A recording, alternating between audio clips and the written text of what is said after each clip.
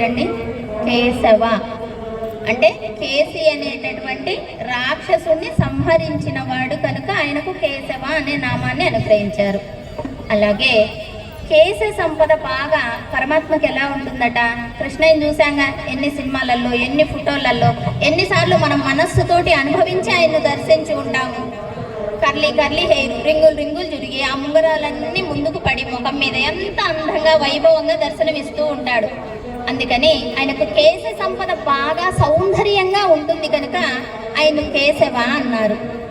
అలాగే శివుడి యొక్క పాపాలను తొలగించినటువంటి వాడు. బ్రహ్మ కపాలం ఐడియా ఉంది కదా బదరీలో. ఆయన వాళ్ళ తండ్రి గారి యొక్క తలను కోపంతో తీసివేస్తే ఆ పాతకాన్నంతా తొలగించిన వాడు పరమాత్మ. అలాగా ఆయనకు కేశవనామం సంతరించుకుంది. మరి అలాంటి చెన్నకేశవుడు అందమైన చెన్నకేశవుడు కదా. ఆయన మన కోసం, మనందరినీ ఉజ్జీవింప చేయటం కోసం, మనందరికీ దర్శనాన్ని ఇవ్వటం కోసం నిలుచున్న సేవలో వేంచేసి ఉన్నారు.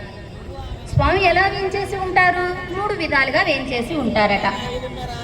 1 నిలుచున్న సేవ, 2 నీండ్రామ్ సేవ అంటాము నిల్చున్న సేవను, 2 కూర్చున్న సేవ, ఈ 2వ సేవ, 3వది పవలించిన సేవ, శయన సేవ అంటాము, కీడందాం సేవ. ఈ విధంగా పరమాత్మ ఏ భక్తులను ఏ విధంగా ఆకర్షితులను చేసి తన కోవెలకు రప్పించుకుని తన దర్శన భాగ్యాన్ని కలిగించి తన బిడ్డలను ఉజ్జీవింప చెయ్యటం కోసం అలా ఆయన దర్శనాన్ని ఇస్తూ ఉంటారు. ఇక్కడ పెరుమాళ్ళను సేవించుకున్నప్పుడు పెద్దలు ఆచార్యులు వారు అంటారు, అబ్బా మీకు చెన్నకేశవ స్వామి నిల్చుని ఉన్నారండి, మీరు అడిగారు, ఏమని అడిగారు? స్వామి నాకు ఈ కష్టం వచ్చింది తొలగించండి అని ప్రార్థన చేశాము. చేసిన వెంటనే కూర్చున్న సేవలో అయితే పాపం లెగిచి రావటానికి టైం పడుతుంది.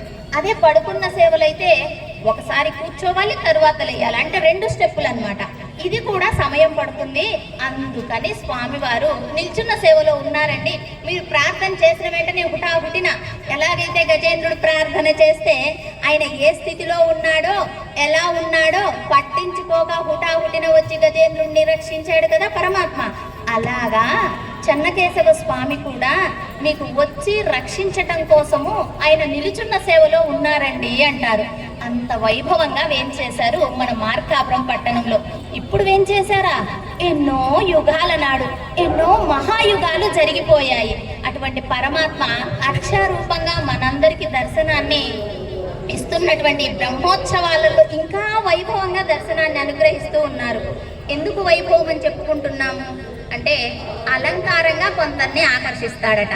కొంతమంది ఏం చేస్తారు? ఆయన నగలను, ఆయన కిరీటాన్ని ఎలా ఉన్నారో, ఎటువంటి పంచ కట్టుకున్నారో, ఈరోజు అలంకారం ఎలా చేశారో మన అర్చక స్వాములు వారు అని అలా సేవించుకోవటానికి వస్తారు కొంతమంది భక్తులు.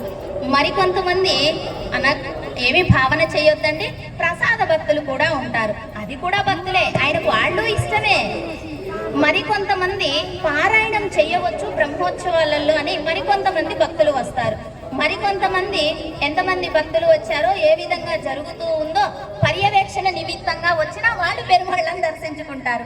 అలాగా పరమాత్మ ఆయుధాలతోటి, ఆభరణాలతోటి, ఆయన దర్శనాలతోటి, ప్రసాదాలతోటి, భాగవతులతోటి, పారాయణాలతోటి ఎలాగైనా వాళ్ళను ఆకర్షితులను చేస్తూ ఉంటాడు.